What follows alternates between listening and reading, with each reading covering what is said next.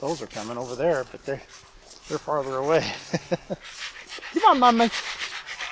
Come on, sheepy. Come on, Mama, sheepy.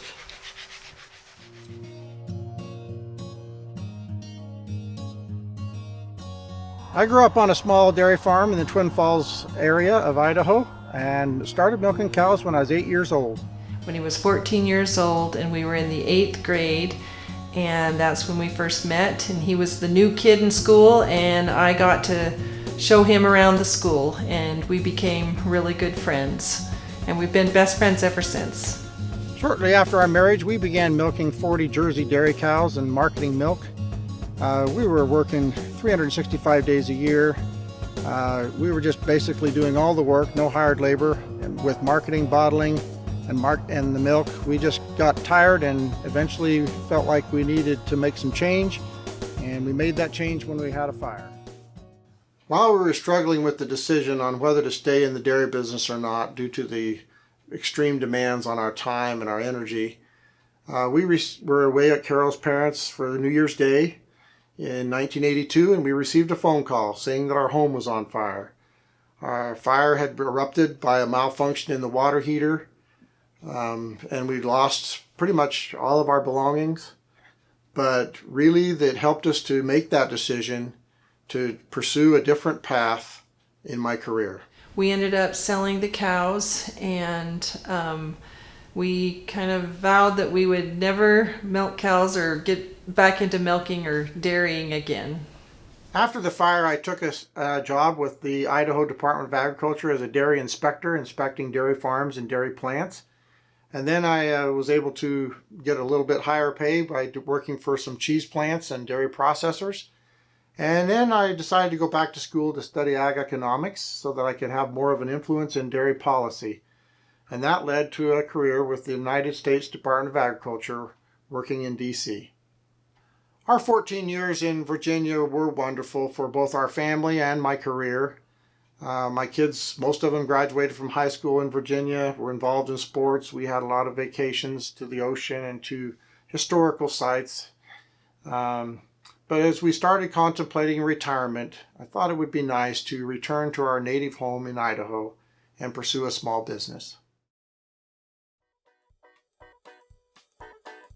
In 2004, my wife won a Wherever You Want to Fly Air France, and we decided we were going to go to Italy. Before this trip, when we went to Italy, I didn't even know you could milk a sheep. But when we went over to Italy, we tasted a lot of the cheese and I realized that they milk a lot of sheep over there, and their cheese is delicious.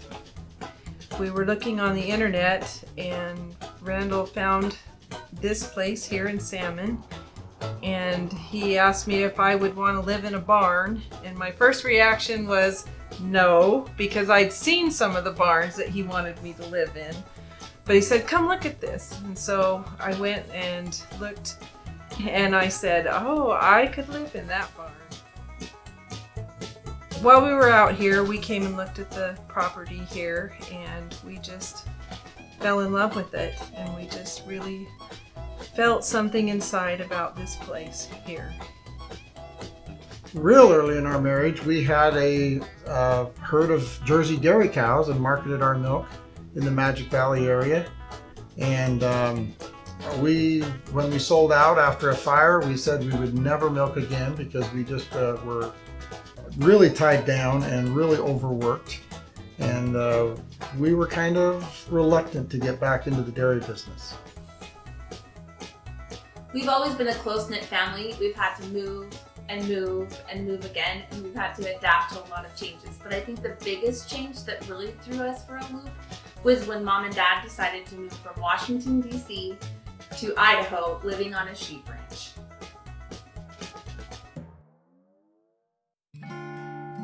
When we first started up milking the sheep and making cheese, we ran into a number of obstacles. First thing that ended up happening is the used equipment we had purchased had no guarantees with it, and when we started up the agitator, it worked for a period of time, but then it quit. That made it so that we could not agitate the milk, we couldn't cut the cheese, we couldn't stir the curd. which made cheese making much more difficult. We figured we could do it by hand, but it was a lot harder. After they started building a sheep farm, I heard about them living in a teeny tiny trailer with trying to build an apartment in a barn before the bitter cold. I heard that equipment was breaking down. They were starting to get ready to lamb. And I was thinking, they don't even know anything about sheep. And after Zoom calling them, I even saw their physical appearance changing. And I was really concerned. Shortly after the agitator went down, we also lost the climate control system, went down too. And that is what keeps the cheese aging room just at the perfect temperature and the perfect humidity. And without that, we were trying to do the same thing in like refrigerators, trying to control humidity and the temperature, but it just didn't work, and we ended up losing all the cheese that we had made that year.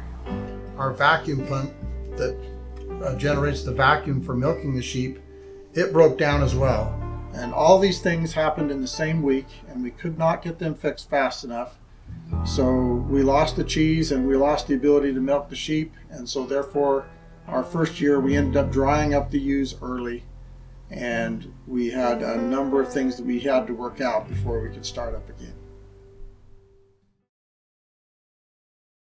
Last year we got 158 lambs, mostly twins, but we probably got about 15 sets of triplets, and last year we had one set of quads. So that kind of gives you an idea. And if a ewe has more than twins, we can take one of these panels out, and it makes a double pen like this one here, which gives them a little bit more room for the lambs and the ewes to get around. So we can alter these depending on the needs of the ewes that we get. And there's 18 of these jugs. They call them lambing jugs. There's 18 of these individual pens, including the ones on the other side. Our barn right now is a little bit of a mess because we're restoring a sheep camp. And this sheep camp was used for herding sheep back in, and originally built in the 1920s. Had a metal top. So anyway, it's kind of taken up a little bit of our space here, but we're hoping to get this out before lambing. Then that right over there is our sick pen, and we were able to keep any ewes that are sick or need a special attention. Those heaters will drop down and we can work with them, watch them close. We also do hoof trimming in that pen. We trim their hooves at least twice a year. Their hooves tend to grow just like a human's fingernail, and if you don't clip them real often, they get dirt underneath there and they get infection. So we trim their hooves twice a year, and we use that little chair on the wall that leans up against a fence, and we set the ewe back in that chair, and their feet go into the air, and then we clip their hooves. And then we also shear in that pen, and typically we shear about 2 weeks before lambing. That's mostly for cleanliness. Our sheep, the wool is not a real high quality wool. It only pays for about not even half of our shearing cost. But we still shear them mostly for cleanliness, and we do sell it for what we can get. But they're bred mostly for their milk, and so their wool is not that valuable. Their meat is good and tender and everything, but it's not the volume that sometimes you get in another breed of sheep. That's kind of like the difference between a milk cow and a beef cow. Our sheep are dairy sheep, and their body structure is made for giving milk, not producing meat. We open the door here. This is where the sheep come in, right here. They kind of come in single file. And then the first one comes up here. We also pull the grain so that they get their grain that goes down into the bucket. And then the first sheep comes right here, and her shoulder pushes this, and then that creates her stall. And so then the next one comes in, and that creates their stall, and then all the way down, so that they're all in their own individual stall. And then the wash water comes down, and it circulates through and cleans and sanitizes all the milk contact surfaces. So right now they're disconnected just because we're not milking, but when we're milking and when we're done milking, we rinse them and wash them, and then just before we're milking, we put a sanitizing rinse through. And you can see that sheep have a lot of variety of size of udders. And so these give a lot of flexibility. Cow ones are quite a bit shorter and have less flexibility, but these adapt to the udder of the sheep.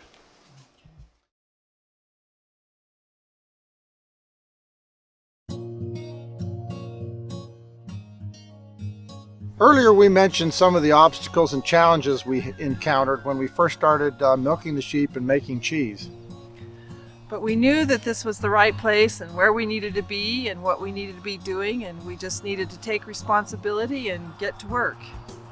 When we first came to this area, we were planning on getting federal employment, and I was unable to find any employment, and I was getting pretty worried about being able to get this operations up and running without a full-time job on the side. And come to find out, over a period of time, we were able to work things out that I was able to keep my same job that I had back in Washington, D.C. And so I was able to work from home, and it was a real miracle that all worked out for us.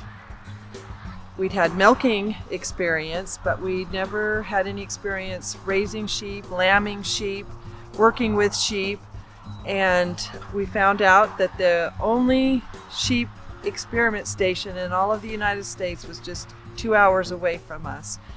And we were able to go there during their lambing season, and they lamb thousands of lambs, and we were able to stay there for about 5 days, and we had all kinds of scenarios that would happen, and it helped prepare us. And we came home, and 2 days later we started lambing our own sheep, and we had our confidence built up, and we felt much better about working with the sheep.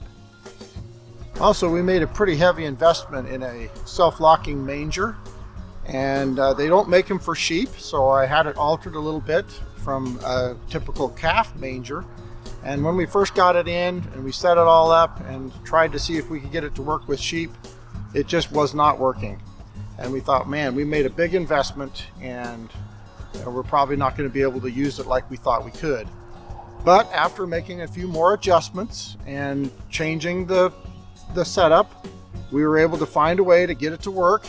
And now our self-locking manger is working, and a very beneficial thing to our sheep management. We can vaccinate, we can tag them, we can deworm them all at the manger, we can use it for sorting. So it's been a great investment now, and it's worked out great. That was another miracle. Finally, everything really came together, and in 2017 we had a great year, started selling our cheese at the Trailing of the Sheep Festival, and we've been very successful ever since.